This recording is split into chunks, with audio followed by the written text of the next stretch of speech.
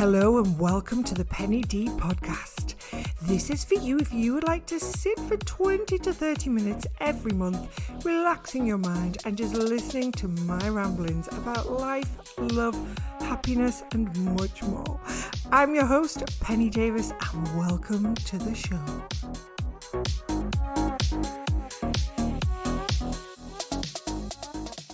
Well, have I got a treat for us?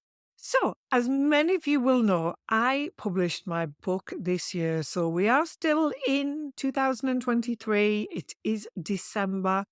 And in July this year, I published my first book, Queen's Happiness Decoded. And it was all about happiness for women. That is a topic of mine I am so passionate about.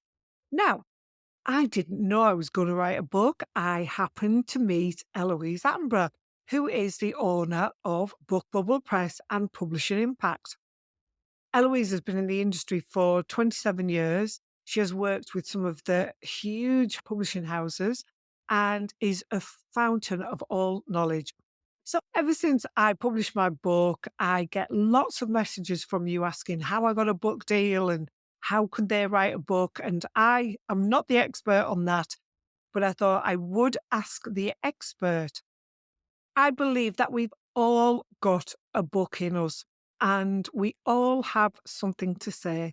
And it's important, particularly in the time we are living in, that different voices are heard and that it isn't just mainstream media pumping out their bile that we listen to and our brains frankly get rotted with it. I was really keen to interview Eloise so that if you are even considering writing a book, but you think it's too hard, believe me, I have been there. But it is my greatest pleasure to now introduce you to Eloise Attenborough, and she is sharing her knowledge on how to write a book and publish it. Enjoy.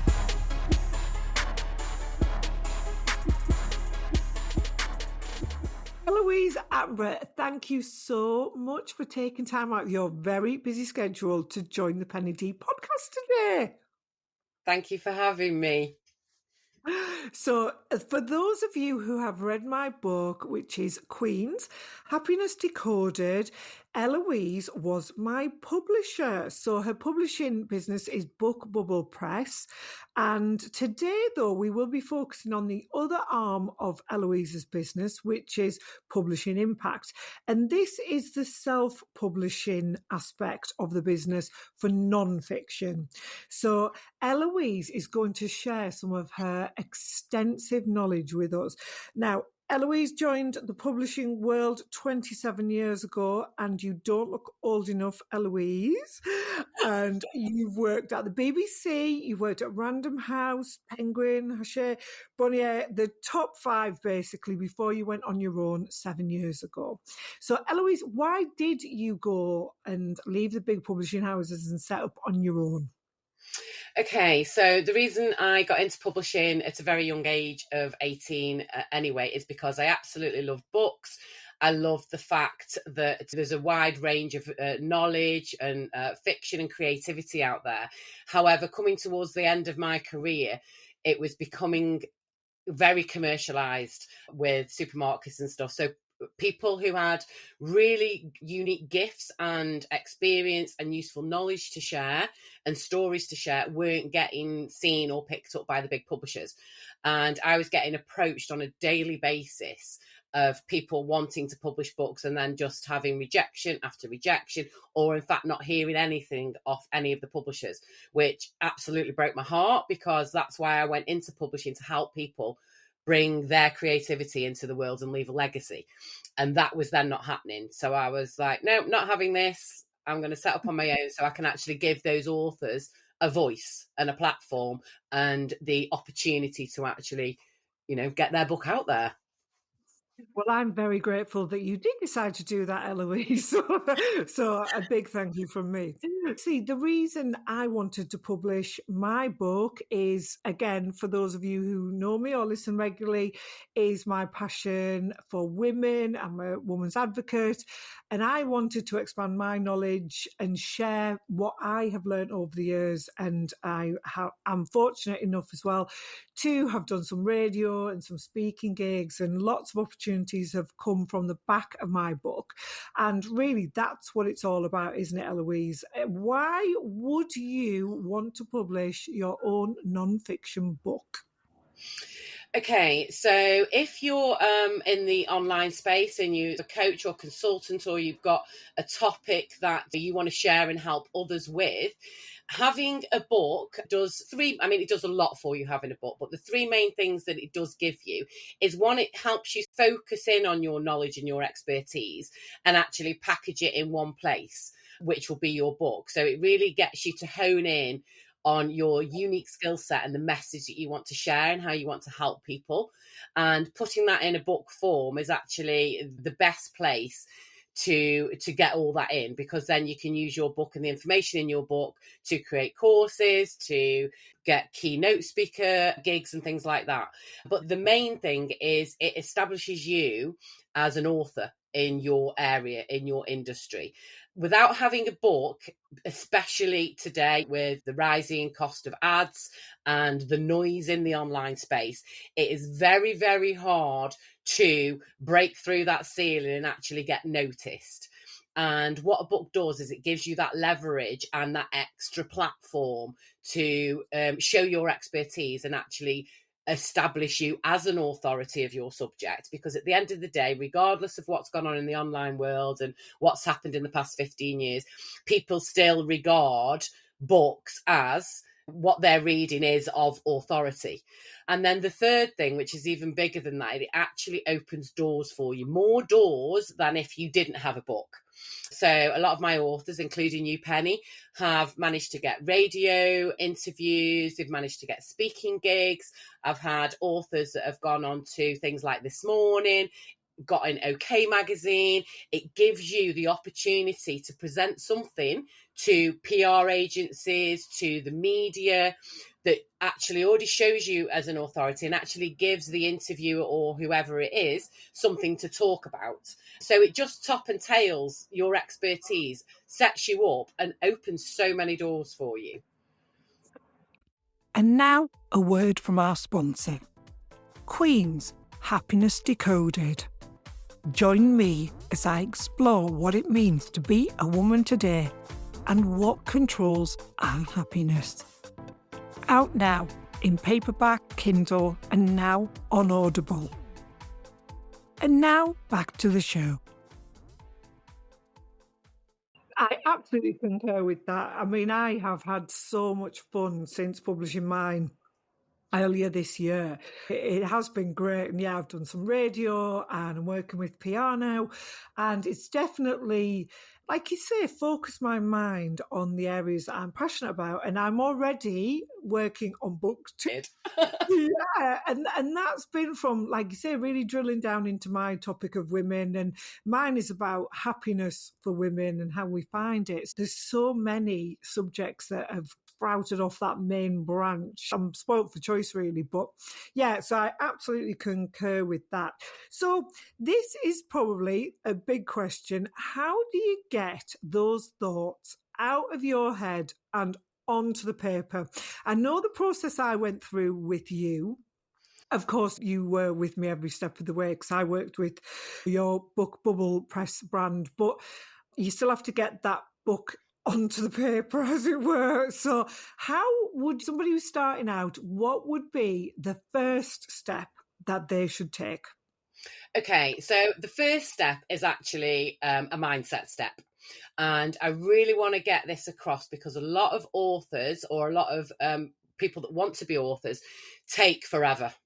They got an idea, they go off writing lots of things, or they get mixed up in that writing chaos, and they don't necessarily give themselves structure. And normally that then feeds into the statistic that 95% of people who want to write a book never do, because they get stuck at the Wow. beginning. So the Gosh. first thing I always say to authors before I give them processes and systems and advise them how best to get that information out of their head is to give themselves a timescale, give themselves a deadline. It's quite reasonable. And there's a lot of things on the internet at the moment saying you can write a book in a week and things like that, which you can, but it's a big process. It's a big thing writing a book, and so it should be, because it is important, and you are sharing what you have to other people. So the first step would be get your mindset right. Be prepared that you've got a time. I would say the sweet spot for writing and getting your book down to first draft, that is your target, to get your book to first draft. Anywhere between 3 months and 6 months, airing on more than 3 months, because once you've got first draft, it's then the editing and bringing it all together. So once you've got your mindset right and you know where you're heading and you've got your deadline, it is basically using, now I know Penny, you use this a lot as well, but I'm a great believer in threes. There's a scientific thing around the use of 369 and the formula of using threes. But what I always say to the author is start off with 9 topics. Write 9 topic headers of what you want to talk about. If you think, oh, okay, so for example, yourself, Penny, if it was happiness, that would be one topic. So I would then say to you, well, break that down into 9 subtopics. Get 9 subtopics about what you want to write about that's important to you. And I'm literally talking about headlines now. I'm not talking about writing anything, just headlines of 9 topics. Once you've got those 9 topics, start writing no more than 5,000 words on each topic. And then when you do that, you will then know what's resonating with you, what isn't, what's cropping up, what's sidelining you, so the messy bit, that kind of brings that messy bit out. So rather than sitting down and going, okay, I'm writing my book and just writing, and then going off on tangents, if you start off with the 9 topics, write a little bit about each topic, then that will pull out, okay, no, I don't want to write about that topic. I actually found I want to write about this topic. So once you've got that finalized, then you can start seeing the structure of the book, seeing what the book's about, seeing the end goal. And then you need to start thinking about, okay, how do I want to start and finish this book, and what message do I want to get across? But also, and this is still before you go and write the whole thing, think about the end goal. A lot of authors just think about the book. They just think about writing the book, whereas the book just gets you on the playing field. Okay. The book is the first step, getting your book written. The rest, the fun stuff comes after you have your book. So thinking about your end goal, your end user, where you want. Some authors just want to sell their book online. Other authors want to sell high ticket coaching programs from stage, things like that. So you've got to figure out what kind of author you want to be. If you want to be a limelight author, if you want to be an authority author, if you want to be a thought leader, or you want to run a career author business through the online, establish that. And then that will give you some real good parameters on then for you to be ready to go and sit and write your book. And I'm just having a flashback there. Eloise. I think it was this time last year. And that is just the best advice. That really gave me clarity, because I knew what I wanted to cover. I thought I did. And as you will confirm, the book I started writing was not the book I finished writing. And I thought I wanted to write a particular book, but when I got writing, and the other great bit of advice, I remember when I was doing my 9 headings, the ones where nothing was coming, you were like, don't write about that. Yeah. Like, keep writing about what you enjoy writing about. And I realized that there was topics in there that I really thought I had a lot to say about, and it turns out I didn't. And I couldn't have foresaw that at all. So that is, I think, really powerful, Eloise. So thank you for that first step. So for anybody listening, those 9 topic headers from your main subject. So in my case, it was happiness. And certainly the nine that I've ended up with was not the nine I started with and wrote on from there. So then once you've got writing, so you're in flow, you're writing on the right stuff, what is the next thing? Okay, so again, I just want to reiterate to your listeners, because it can be a minefield writing a book, is at every stage you need to give yourself deadlines and you need to be realistic. So when you start writing, make sure you have got whatever that it could be. Okay, well, I want to just get the first chapter written, or I want to get 3/4 of the book written, whatever it is, and however much time you've got, put a stamp in your diary to say, okay, on this date I am going to look at where I am. Because again, a lot of authors, a lot of writers, they go down a rabbit hole. And even if you look at, it was funny because I was watching a film the other night, Christmas on Fifth Avenue, and a lot of romantic films have got the big publishers in there and the big authors that are spending years writing their fiction books, and they're suffering writer's block. You know, a lot of movies put forward this kind of vision of writers, and that's what struggling writers that aren't approaching it correctly struggle with. They struggle with writer's block. So it's definitely to be organized and give yourself deadlines or check-in points to make sure you're not spending 3 months, 4 months, a year. Some people spend 10 years trying to write their book. To make sure you're not doing that on one chapter, because at the end of the day, your goal as an author starting out is to get your ideas on paper as a first draft manuscript. Once you've got there, then it can be polished, pulled apart, redone, restructured. And that's when you need to get the professionals in. But people struggle getting their first draft manuscript done because a lot of new authors think their first draft manuscript should be their finished book. And that is Yeah, not the case. absolutely. And again, I think if I look at mine, I think you and I, it was kind of November. We talked about the book idea. I started writing about like back end of November, early December. Yeah. And I think I remember in those early days, I was writing on a morning before my brain got clogged up with the day-to-day things. Yeah. And it was really interesting because you kept asking me to think about when I was writing and when felt good writing. And it went from first thing on the morning, it started going to the night at the I, end of the day. yeah. And it was a bit of a bugger actually because I started staying up late and I haven't got back out of that habit. But anyway, I've got over it. And then, and actually, we published back end of July. Yeah. I think I told you confidently I'd have this all done in 3 months. I'd said March, and you were like, okay, because I thought I would. But actually, thinking about what you said there, we got it out in July. Actually, I could have still been working on it now if I hadn't have just drawn a line. Like you said, there is that old adage, done is better than perfect, because you've got to start somewhere. And I found that as I began to write, my writing improved Yes. and was constantly rewriting what I'd written or like going down a different avenue with it.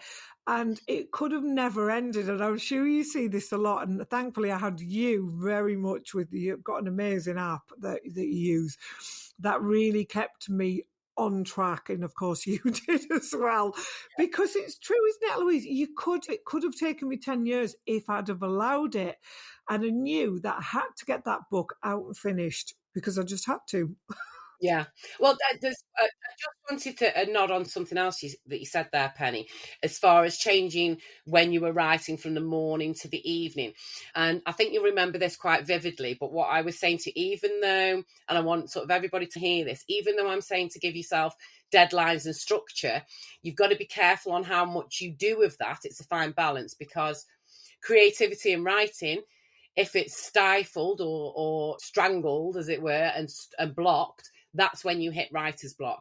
So it's about striking a balance between giving yourself some milestones or goals, but also checking in on yourself on when you're flowing with your writing, when things are coming up in life, which is what we worked through with you. You were okay writing in the morning, but then there was things coming in. I've got to get on with my day. I've got to do this. I've got to do that. And you were struggling a bit. So that's when we said, well, you've still got this time element, but have a look when you're in flow. Do it when it comes to you, and then try and structure that process. But it is a fine balance between being super organized and it's like, I've got to have this done now, to actually, my husband, my wife, my boyfriend, my girlfriend, my kids, they want me around at night. I can't really do it then. But then if you're flowing at 2 o'clock in the morning, try it. Don't just be contained by what society say you should do. A lot of authors, they go off into writing retreats for a week, or I've had authors that have put themselves in a hotel room for 4 days. If that works for you, that works, but it's about checking in on yourself and seeing where your creativity is going, so you don't end up giving yourself writer's block. Yeah, because as we were on my final deadlines, I was on holiday in Italy, and I remember it was chapter 4. I remember this so vividly. And I remember you saying I couldn't get it out, and I was becoming overwhelmed with my deadline because I'd deadlined it on my holiday. And what I'd like you said about going with the flow, I decided I didn't want to take chapter 4 out and I would attempt to finish it on holiday. My husband, thankfully, was okay with me doing that. And the difference between, I think I probably spent a week trying to get that out of my head onto the paper because I knew what I wanted to say, but it was not flowing. And then when I was away, I remember I did it in 2 hours because my brain was happy and relaxed. I'd had time to think and reflect. And yeah, I was in flow and got it done really easily. And actually, again, had I had more time, I probably would have written more on that. But I also remember you saying, there's always book 2. If there's something that you haven't said, then just do another book or talk on that topic. It's not the end. The book is the beginning, isn't it? Yes, exactly. The book is the beginning. That's just the start. And again, you will improve, like you said, with your writing. You improved with your writing going through the process. And book 1 is the beginning. You can improve on book 1. You can go back and improve on book 1. There's always other books you can do. It's not the end. Doing your first book is not the end. Like you say, it is the start of your author journey. Oh, that's amazing. And then one more bit of advice on that. What else would you say that, again, someone's going to try and get this out of their head and onto the paper? Any sort of final tip on that part? Okay, so this is going to be a bit controversial. I don't hear many people giving this kind of advice, but after my nearly 3+ decades in publishing, and I've worked with so many different authors, what I would say is if you are stuck, this is going to be controversial because I'm going to bring up artificial intelligence now. The old AI, everybody's talking about it. And especially in the author communities, there is very much Marmite. People are saying, oh my God, AI is going to kill the author industry because they can write books for you. And then there's the other side that's going, oh my God, I love AI. It's helping me. AI is a very, very useful tool for authors as long as it's used correctly. And there's a number of ways I recommend you using AI for an author, which is in my author bundle pack that you can get from the show notes. I think there's a link in the show notes. So initially, what you could use it for is research. Now, Amazon, especially, and I think Ingram Sparks are bringing it in as well, but Amazon, now when you publish a book on Amazon, they are asking you if your book has been written by AI.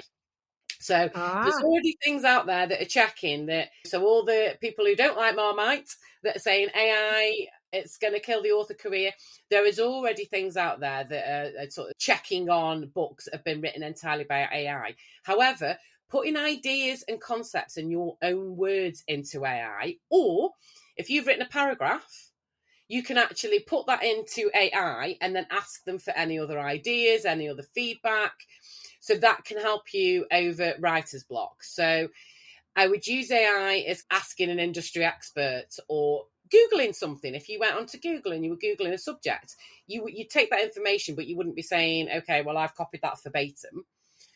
So use AI as a tool to help you formalize your ideas or your writing. So that would be the big tip, but be careful. Don't go and write your whole book on there, because at the end of the day, your book has to have your tone, your ideas. You can tell if a book's been written by AI. And at the end of the day, an author of a book is that you are the custodian of that book. You are the author. So it has to have your voice, your personality, your message. And then the other thing I would say to get your book down is, do not worry about the production of the book, because again, this is a bit controversial. People say the editing and jack it down and the writing, but actually, when you get into it, that is the easiest part of your book. Wow. Controversial. Explain more on that then, Eloise. There is so many authors, especially in the self-publishing field, that publish their book, get it on Amazon, spend years doing it, and then nothing. Crickets. They don't know what to do with the book. They've ordered loads of copies and they're just sitting there. They haven't got a clue. Now, Right, yeah. there is so many tools and so many systems and processes to get that book published. As long as you're asking the right questions or you're getting the right advice, it is quite easy to do, especially with the tools you've got now. The big bit and the fun bit is once that book is published. That's when you're talking about marketing. You're moving from an author head to a marketeer head.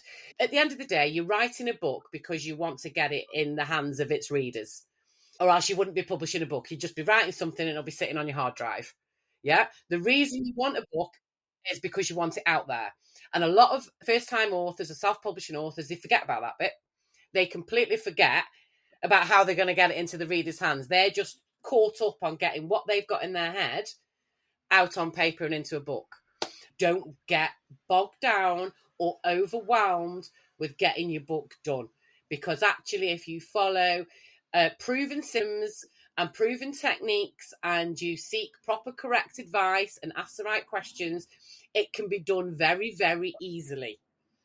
Focus on what happens after you've got the book. Once you're on that playing field, how are you going to play that game? So, and again, I absolutely concur with this. I think that is probably the bit that is the most underestimated. So, having already had businesses and I understand the importance of social media, and actually just looping back to the AI thing, because it is such a hot topic. We're seeing it at the moment in academia. So, on the courses that I do, my skin courses, and once you're writing at kind of level 4 and 5 and 6, which I am at the moment, you just cannot write an AI paper because they get picked up. Yes, I think you can use ChatGTP to knock up a blog for some backlinks for Google. But as you say, you showed me how to use it. And that was when I was stuck looking for references. I used it like an interactive Google. Or if I was struggling, and people will know what I mean, where you've written a paragraph and you've written it and you've rewritten it and you've left it and you've come back to it and there's something missing, that the order of the word, the emphasis might be on the wrong bit, and AI can help with that. But as you say, it's your integrity, it's your book. It will be around forever because nothing is truly deleted now. And you've got to be very sure. We talked about the ethics of this, and I talk about it with the skin students. You've got to be able to look yourself in the eye and be happy that is your work and that is your intellectual property, and you haven't abused AI in it, because it would be plagiarism almost, like in any other form. It is. So it's using it wisely, and I know you've got something about that in one of your packs. And I also want to mention, before we wrap up this amazing session, about the speaker pack that you gave me, because I remember you asking me, was it hardest writing your book or was it harder marketing your book? And I am familiar with marketing, but I still found it difficult to know how to reach people. And one of the ways that I've found the most opportunities was my speaking gigs, because I've always enjoyed it. And it was like, how do I get more gigs? And as you said, you do have these proven. They are proven. I literally followed word by word your advice on getting gigs, and I got gigs doing it, and I couldn't believe that it worked, but it did. And it did involve sending emails, but it was how to present myself, and it made it a lot easier actually. And I still go back to that now when I'm looking for more speaking gigs. I go back to the pack, I read it, and then I follow the advice word for word. Yeah, for me, I found that incredibly useful. Excellent. Well, I mean, this is the thing. You've got to decide, and this is why I put so much emphasis on not necessarily creating the book, but it's what comes after the book. You've got to decide what kind of author you want to be. And then when you know what kind of author you want to be, so it was a natural for you because you are a natural speaker, natural for you to want to do the speaking gigs and the radio interviews and things like that. So there is solid systems and processes in place to help you whatever type of author that you want to be. So we've got things for speaking gigs, but also if you want to be a podcaster, and that be your main sharing points for your business and your knowledge. We have step processes on how to get your podcast up and running, how to get listeners on there, how to not get caught up in the overwhelm of content creation. If you want to sell your book purely off your website and you're interested more in just the book sales rather than the speaking aspect of it, we've got proven systems on how, as you know, you managed to get an Amazon #1 bestseller, and to get number 10 in a category such as menopause, especially at a time where everybody's talking about menopause, is absolutely phenomenal. We've got help there as well that can help you get your Amazon bestsellers. We can help you get the kind of sales that you want, but you've got to decide what type of author that you want to be, and then we can structure your journey accordingly, because at the end of the day, every book and every author is unique, and as much as there is systems and processes, it's not a cookie cutter approach. So we treat all our authors as the individual, unique, amazing talents that they are, and we sculpt their journey around what the author wants and also what the author wants for the book with the end reader.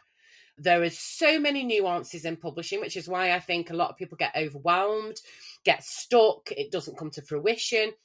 There's so many things you can do, but having a clear plan up front makes that journey a lot smoother. It takes out the hurdles, the humps in the road, the failure, the rejection, and actually sets you up for success, which is why within Publishing Impacts, especially when we're talking about non-fiction, authority, thought leader books, we start off with a plan. Not just the plan to how to get the book written, but the plan on how to get it written, how to get it produced, how to get it sold, how to get it in the hands of the readers, and how you as an author want to be seen in the public domain, and how you want to expedite your authority career and your position. And we start off always with a plan. And I'm sure you can add an adage to that: without a plan, there's failure, or something. I know you're really good at those kind of things, Penny. But planning is everything. Absolutely. But it's got to be the right plan. You've got to follow the process, and I'm a big fan of processes as well. And the other thing, I know when I don't know something, and I always ask people to treat me as if I don't know anything about it, because you will miss things if you think you know how to do it. And really, I found by just giving myself over to you, even though I had little bits of knowledge about some things we were talking about, I thought, well, Eloise is the expert, so defer to her knowledge, and it's paid off so much for me, which was why I wanted to interview today, because I have had people get in touch and say, how did you get a publishing deal? Again, on films, you see this where someone gets a huge advance and they're then paid to write this book for 5 years. It's just not like that No. anymore. You've got to do it yourself, and also to get it onto Amazon. And I've just got mine published on Audible now as well, so I narrated mine for that. And that was a whole other journey that we will maybe cover in a different episode. But, I think we should. yes, it's quite a hefty subject, that. Yeah. But again, having that was one of my end goals, because I consume a lot on Audible. Something for me that was really important was that I got that onto Audible. And again, you got me started on that process, and I went off with it because again, I wouldn't have really known lots of it. Well, I didn't know any of it. You pointed me to those resources and I followed them. So, yeah, amazing.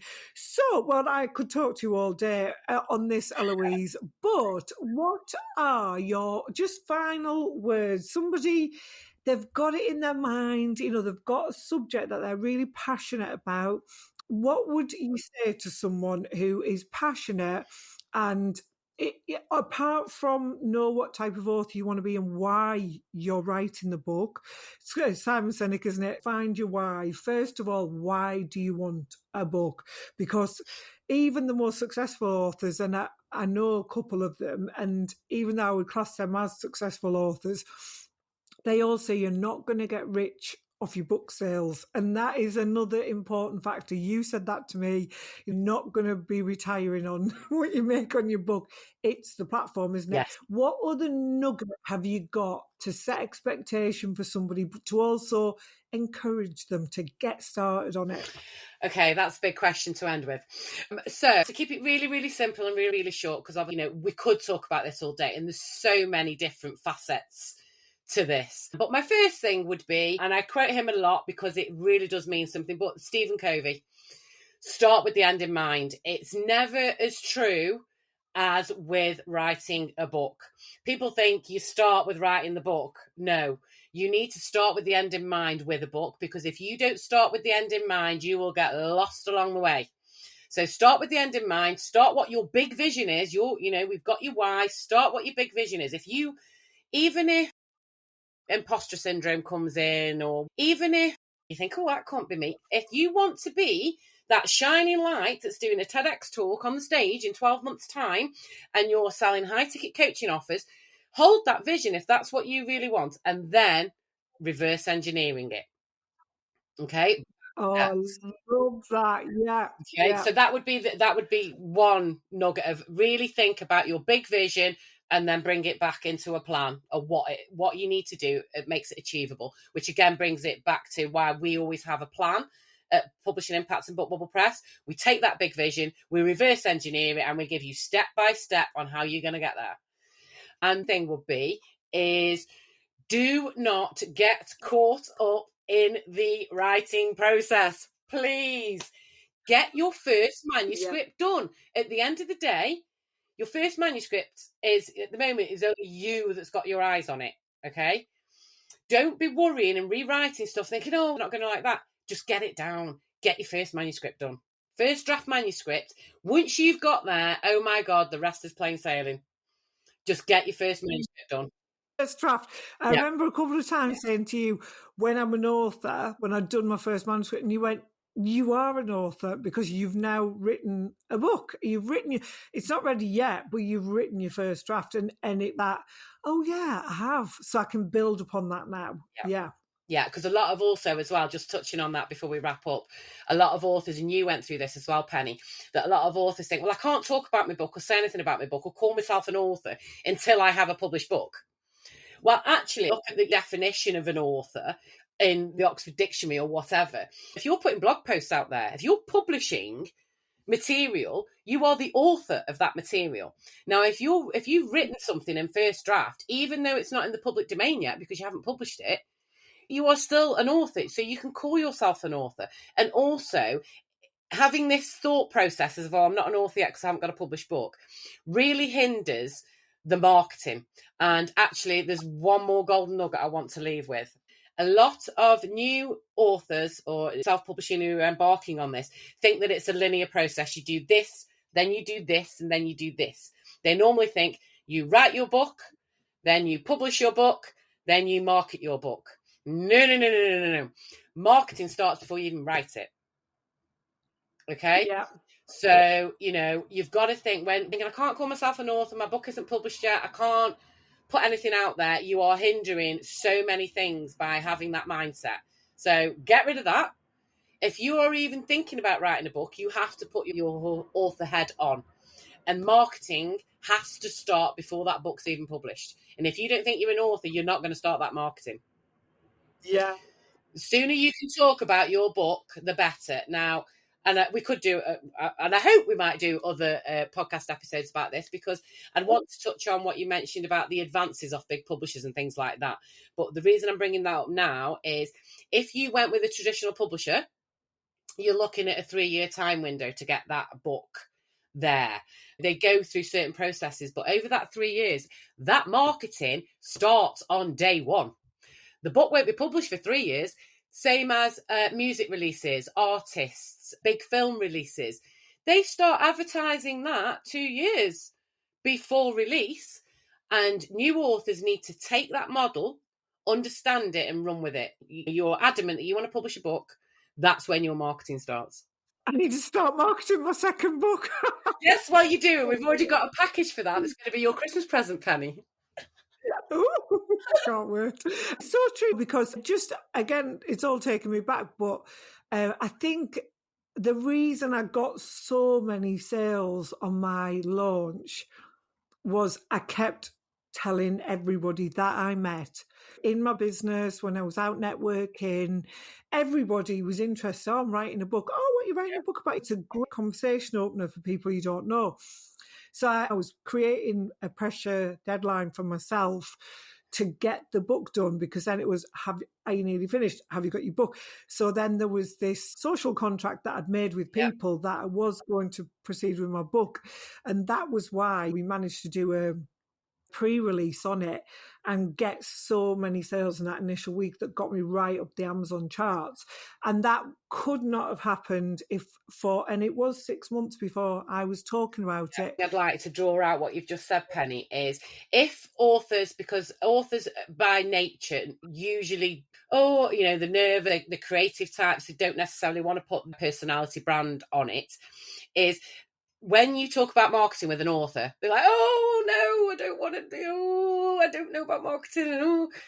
The best way and the simplest way and the easiest route into marketing is talk about your book to your ideal reader, which is what, take your readers on board. They love readers. People who are your ideal reader will love being involved in the process of and being so close to an author. So it's one of the easiest marketing tactics you can do if you're scared of marketing, is you've already decided you want to publish a book. So you're already accepting to yourself that book is going to be read by somebody. Okay, you're already putting yourself out there.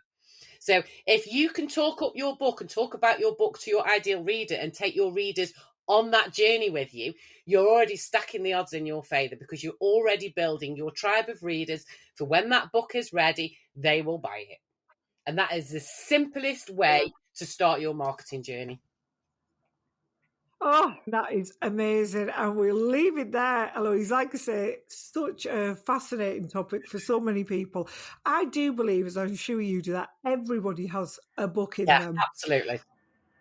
And we all have a voice and we all have a different perspective on different subjects. And one of the things that I have observed in recent years as well is the lack of discussion and discourse with people who perhaps we don't agree with. We see people talking in echo chambers a lot these days, where they just want the same views battered back at them. And it's quite an anti-intellectual position to take. And I think we need new authors now more than we ever did.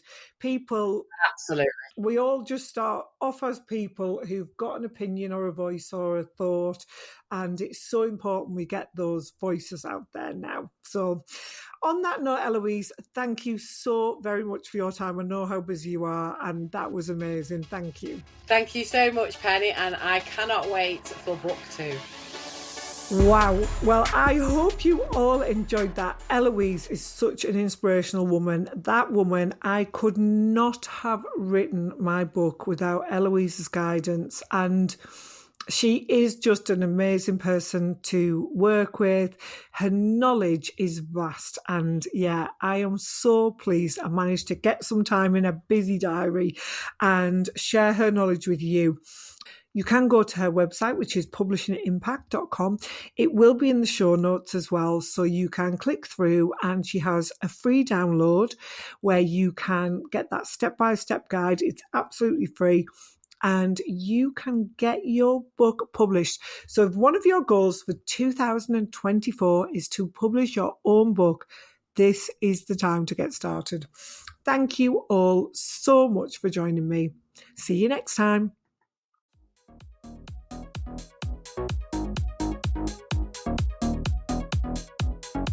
Thank you so much for joining me on today's episode. I've had a great time. I hope you've enjoyed it. And again, I would love to hear back from you. So all that leaves me is to say, have fun, be happy, and join me next time. Don't forget to hit subscribe for all of my episodes.